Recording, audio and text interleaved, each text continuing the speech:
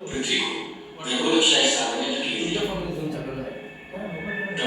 कृपा निधान भगवान विष्णु ने वराह रूप धारण करके हिरण्याक्ष का वध किया और पृथ्वी को पुनः अपने स्थान पर स्थित किया।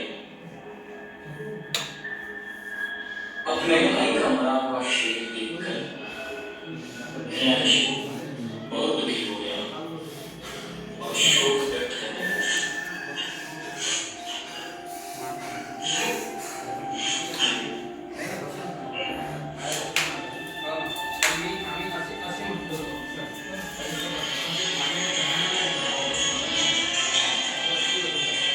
अपने भाई की मौत का बदला लेने उसने भगवान विष्णु को मारने की प्रतिज्ञा की। अपनी प्रतिज्ञा को पूरा करने और पार होने के लिए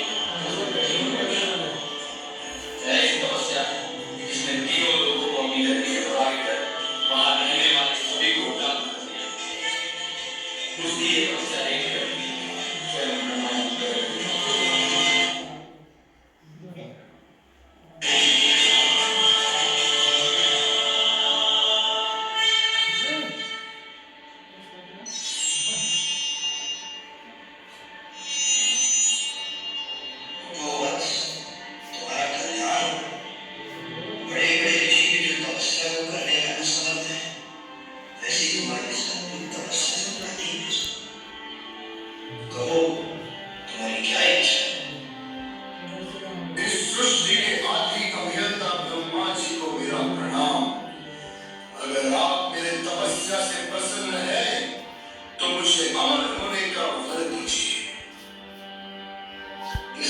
संसार में जन्मा हुआ कोई भी जीव अमर नहीं हो सकता, इसलिए असुरराज तुम कोई और बनो।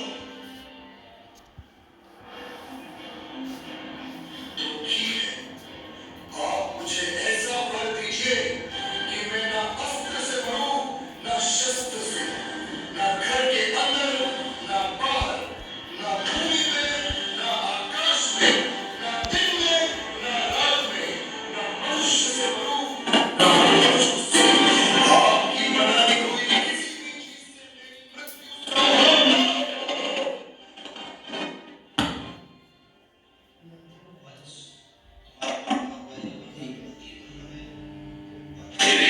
तुम्हारी तपस्या और निष्ठा से प्रसन्न होकर मैं तुम्हारे वर प्रदान करता हूँ।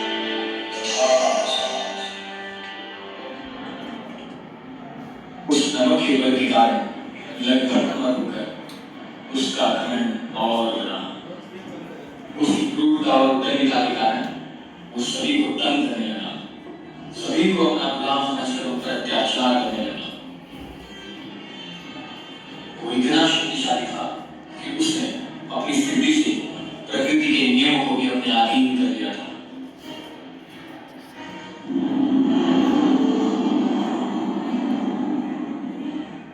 सारे देवता भी उससे डरते थे। ब्रह्मा, विष्णु और महेश को छोड़कर सभी देवता उसी का अपमान करते और उसे कीमती वस्तु भेंट करके उसे हमेशा प्रसन्न रखने की कोशिश करते। जब उसकी आतंक से बचने सारे देवताओं ने भगवान विष्णु का आह्वान किया तो हमेशा भक्तों का रक्षण करने वाले भगवान विष्णु ने कहा, मैं आप सभी की समस्या से परिचित हूँ। जब जब धर्म की हानि होती है और भक्तों के संकट आता है, तब तब मैं अपनी इच्छा से भिन्न भिन्न रूप लेकर उनका रक्षण करने और धर्म की पुनर्स्थापना करने अवतरित होता है। कुछ ही समय में मेरा एक शुद्ध भक्त उसके पुत्र के रूप में आएगा और वही उसके अंत का कारण बनेगा। तो आप सभी उचित समय की प्रतीक्षा करें। कुछ ही समय के पश्चात भगवान विष्णु के वचन अनुसार हिरण्यकशिपु की पत्नी प्रयाग ने एक महान भक्त को जन्म दिया जिसका नाम था प्रहलाद। प्रहलाद, आओ पुत्र, हमारे पास आओ।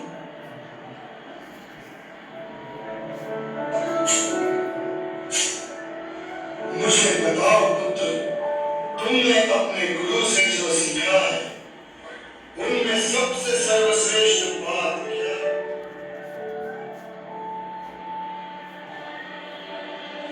तत्साधु मन्येन सर्व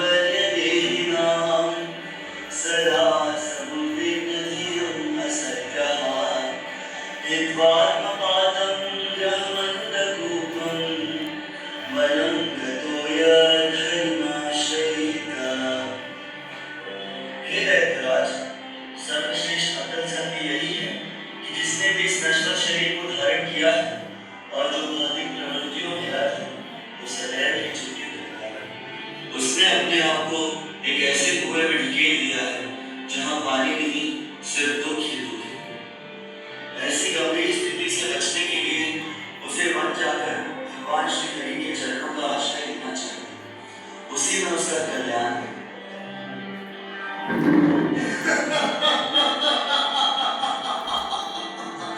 इस प्रकार दुश्मन की या उसके भक्तों की वाणी सुनकर भोले बालकों की बुद्धि भ्रष्ट हो जाती है।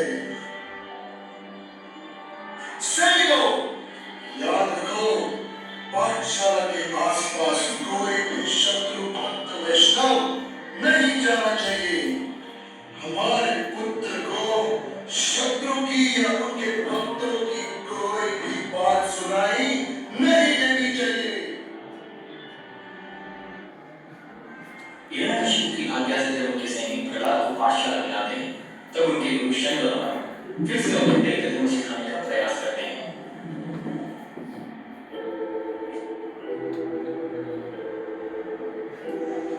प्रणाम गुरुदेव। तुम्हारा कल्याण हुआ, कल्याण तुम्हारा। प्रहलाद, कृपया करके सत्य बोलो, हमने तुम्हें अर्जुन धर्म की विरुद्ध कुछ भी नहीं सिखाया। तुम्हारे विद्यार्थी मित्र भी तो ऐसा तो नहीं जानते। तुम देना चाहोगे? बताओ बच्चों, बताओ। हमने अगर 5 गांवों में से एक को मार दिया तो कितने बच गए?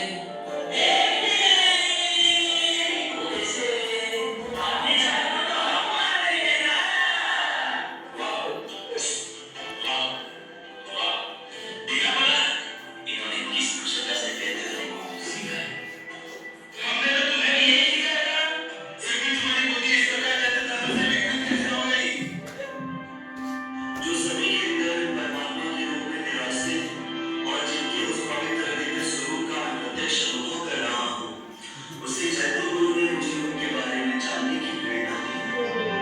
मेरा हृदय चूड़ा के समान स्वाभाविक रूप से उन सर्वाकर्षक श्री हरि के प्रति आकर्षित होता है। ये प्रहलाद हमारे नाम को गलत कहने में जुड़ा हुआ है। अगर इसे समझ नहीं सिखाएगा तो इसके साथ साथ हम भी भगवान हिरण्यकशिपु के क्रोध का पात्र बनेंगे। इस तरह संगमरमर ने जबरदस्ती से प्रहलाद को दैत्य धर्म, राजनीति, धन अर्जित करना और इंद्र तृप्ति के अलग अलग सिद्धांत सिखाए। समय के जाते प्रहलाद ने गुरु की सिखाई सारी बातों को अपने तरीके से सीख कर बिना विरोध गुरु को आश्वस्त कर दिया कि वे एक आदर्श दैत्य धर्म का पालन करने में सक्षम हैं। ये जानकर गुरु ने प्रहलाद को एक बार फिर अपनी शिक्षा का प्रदर्शन करने हिरण्यकशिपु के सामने उपस्थित किया।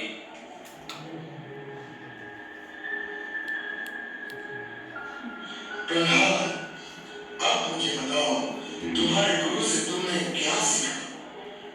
सर्वश्रेष्ठ क्या है?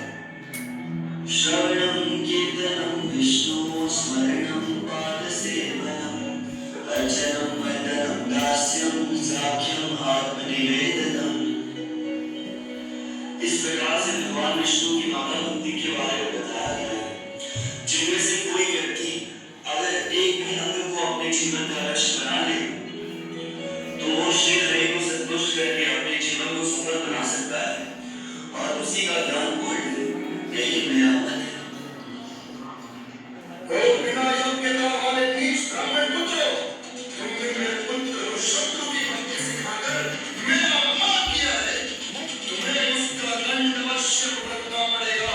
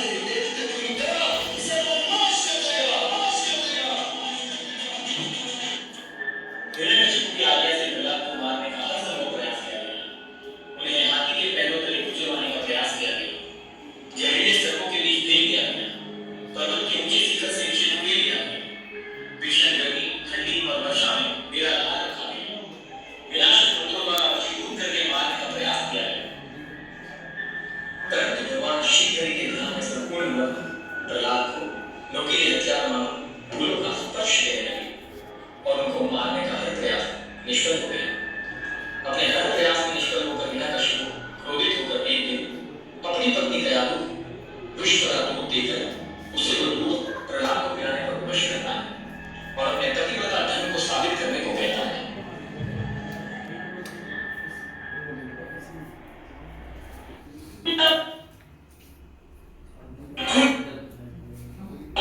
अपने हाथों से मारने का निर्णय किया।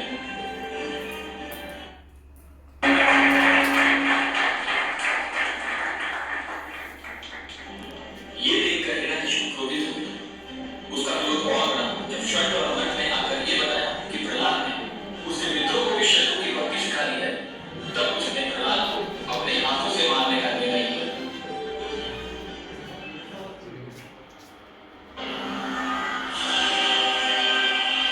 खुल के कलंक मूर्ख बुद्धिहीन देवता भी जिसकी आज्ञा का पालन करते हैं उसकी इच्छा का विरोध कर आज मैं मेरे यमराज के घर भेजने आऊंगा।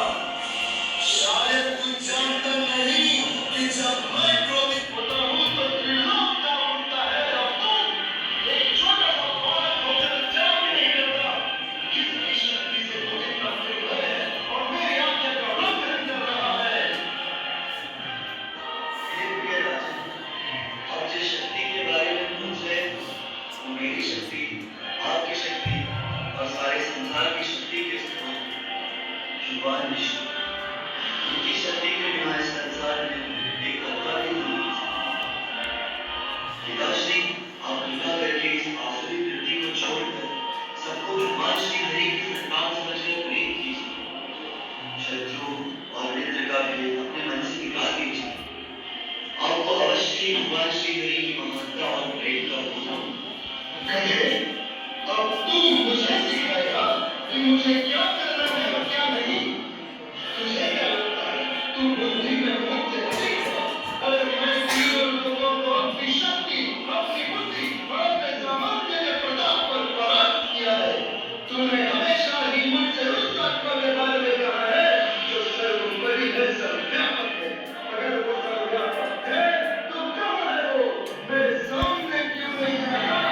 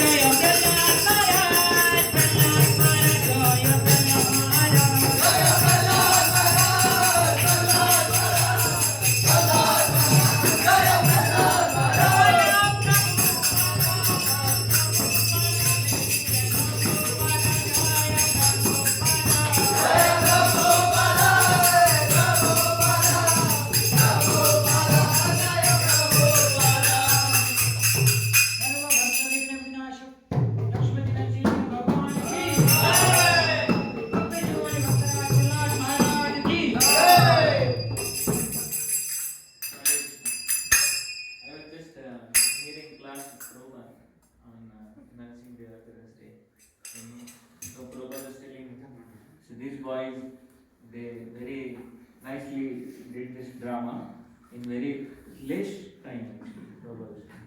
Very short time they got for preparation. And especially Prabhupada is telling, I am Avidak Maitu, and especially Hiranyakashipu, Mr. Hiranyakashipu was very nice. And I was just thinking, क्या बड़ा drama में ऐसा हो सकता है. And it was good. Hiranyakashipu was very nice.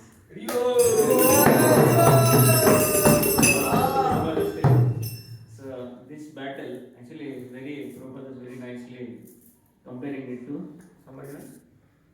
Prabhupada compares this particular pastime of Prahlad Maharaj to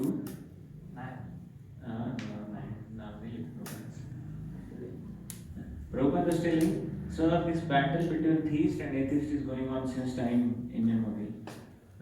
And he said, so this particular battle between Prahlad Maharaj and Hiranyakashipu was that only, is theist and atheist. But we should understand from this pastime, great lesson to be learned is, Prahlad Maharaj, he was not ready to bend in front of atheists. We should learn from him. And we should also not stop our chanting. We should also not stop our programs. Though this, then he was telling this atheist means all the scientists and all these people also. They are our politicians. They are trying to stop our propaganda of Krishna consciousness. But devotee will not get enamored by all these activities of scientists. So very nice. So that is a battle between theist and atheist. Now also it is going on. We will not stop. And that's what happens eventually in Mumbai also. That Nair is killed. Prabhupada says, Narasimhadev has killed him. Prabhupada is in Australia and he gets the news. Prabhupada's servant is doing masala program. That time Prabhupada says, very, you may say how can Prabhupada is delivered? Yeah, Prabhupada delivered him through this, like this. So actually he should have got very, very bad things in his life, but